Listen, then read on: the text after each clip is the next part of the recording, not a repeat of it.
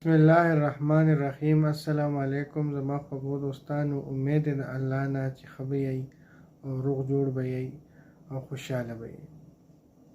نننۍ ویډیو زمونږه د مز د دهان باره کې ده. کله چې بنده مز ته ولاړي نو رنګ رنګ وسوسې زړه ته اچېږي.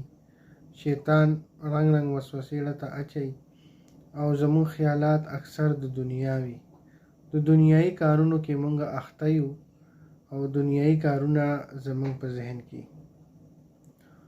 نو د دې نه به مونږ څنګه خلاصې مومو، یا به زمونږه خشوع په مز کې څنګه راځي، دا ډیره اسانه ده. د ټولو نه اول خو به مونږه دا ووایو چې مونږ ته الله ښکاري.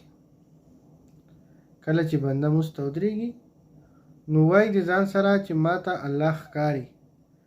نو چې چا ته الله ښکاري نو د هغه دهان به چرې هم بل طرف ته لړ نشي، او که چرې دا نشي کولی نو وایي دی چې الله ما ته ګوري.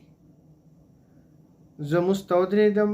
مز یو د الله پاک یو ډېر لوی عبادت دی او د ټولو نه افضل څیز دی، او په قیامت کې به د ټولو نه اول د مز تپوس کېږي. د چا چې مز صحیح وخیږي نو د هغه به نور عملونه هم صحیح شي، او د چا چې مز خراب وختېده نو د هغه نور عملونه به هم خرابي. نو مز یو اهم څیز دی او د الله سره خبرې کول دي. نو چې کله مونږ مز ته ودرېږو نو زمونږ دهان یو خوا بل خوا ځي. نو دا په ذهن کې دا خبره اچول چې الله مونږ ته ښکاري، یو دا. او که چېرې څوک دا نشي کولی نو وایي دی چې مونږ ته الله ګوري. نو چې کله زمونږ په ذهن کې دا راشي چې الله مونږ ته ګوري، نو بیا به زمونږ په مز کې د نور چا خیال نه راځي، د دنیا خیال به نه راځي، د کاروبار خیال به نه راځي، نورې داسې خبرې اترې چې زمونږ په ذهن کې ګډې وډې راځي هغه به نه راځي. نو یو خدا کول دي. یو چې کله تاسو اوده کېږئ نو درې پیرې اول درود شریف ووایئ، او بیا ورپسې یا رحیمو یا الله یا قادرو ووایئ، بیا ورپسې درې پیرې درود شریف ووایئ، او په دې سینه باندې لاس کېږدئ او خیال او تصور وکړئ چې یا الله زمونږ په مز کې خشوع او خضوع پیدا کړي. نو چې کله تاسو داسې عمل شروع کړئ نو بیا به هیڅ چېرې هم ستاسو دهان د الله د یاد نه اخوا کېږي. چې کله تاسو مز ته ودرېږئ نو بیا به تاسو ته نه وسوسه راځي او نه به ستاسو زړه بل څه طرف ته متوجه کېږي. په دا طریقه چې کوم دی نو په مز کې د زړه لګولو ده. نو څوک هم چې وایي چې یاره ما ته په مز کې وسوسې راځي، زما خیالات یو خوا بل خوا ځي، زه پکې د کاروبار حساب کوم، ما ته پکې قرضایان یادېږي، نو دا صحیح مز نه دی. صحیح مز هغه دی چې تاسو الله ته ودرېږئ او ستاسو توجه ټوله الله طرف ته شي او صرف تاسو الله یادوي.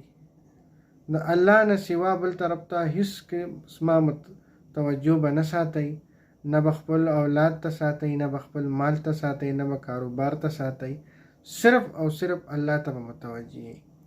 او کم ملګري چې د مز په معنی باندې نه پوهیږي نو د مز معنی زده کول ډیر ضروری دي. کله چې تاسو مز په معنی باندې زده کوئ او دا ډیر په اسانه دی، زیات تر کتابونه ملاویږي. که چا سره کتابونه نی نو ځان له ویډیوګانې د مز د ترجمې ډاونلوډ کړئ، وګورئ چې ته قاري صاحب سره کینئ، چا وړوکي نه تپوس وکړئ. نن سبا خو هر وړوکې پړه لیکه دی او تاسو به هم یئ. نو ځان له وګورئ د مز په معنو. نو چې کله تاسو مز کوئ نو تاسو د هغې معنو ته خیال کوئ. نو چې کله تاسو د هغې معنو ته خیال شروع کوئ نو بیا به هیڅ کله هم ستاسو دهان بل خوا نه اوړي. او هغه مز کامل مز دی چې کله بنده الله ته ودرېږي او دهان صرف الله ته نو هغه مز الله پاک قبلوي. الله پاک ته ستاسو او زمونږ منځونه د ټولو داسې کي چې الله پاک ته قبلوي او الله پاک دې زموږ منځونه داسې کي چې زموږ ذهان صرف او صرف الله طرف ته په دې خبرو دی الله پاک مال د عمل کولو توفیق راکړي او بیا تاسو